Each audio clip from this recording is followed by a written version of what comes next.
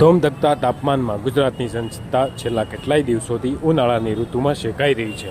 ડિસ્ટર્બન્સના કારણે રાજ્યમાં હવામાનમાં ફેરફાર જોવા મળ્યો હતો.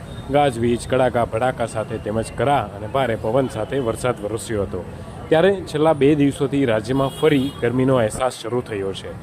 હવામાન નિષ્ણાત પરેશ ગોસ્વામીએ આગામી 4 થી 5 દિવસ સુધી રાજ્યમાં ગરમીનો વધુ પ્રકોપ વધશે તેવી આગાહી કરી છે. ગઈકાલે તારીખ 17 થી આગામી 21 તારીખ સુધી રાજ્યના અમુક વિસ્તારોમાં તાપમાન 40 થી 44 ડિગ્રી સુધી પહોંચે તેવો અણસાર વર્તાવ્યો છે.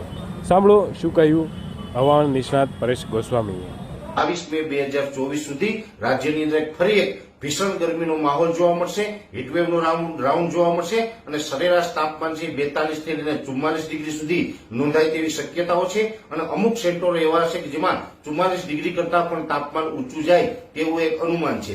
આ જે તાપમાનનો જે સમયગાળો છે 17 મે થી લઈ અને 22 મે સુધીનો, એ તાપમાનના સમયગાળા દરમિયાન પવનો છે એ મુખ્યત્વે ઉત્તર અને ઉત્તર પશ્ચિમના ફૂંકાશે અને ઉત્તર પશ્ચિમના પવનો છે એની સ્પીડ લગભગ 14 થી લઈ અને 18 કિલોમીટર પ્રતિ કલાકની ઝડપે હશે. એટલે એક પ્રકારે નોર્મલ પવન હશે. જ્યારે આપણી ઉપરથી હમણાં એક અસ્થિરતા પસાર થઈ, એ અસ્થિરતાને કારણે પવનની સ્પીડમાં ખૂબ વધારો થયો હતો.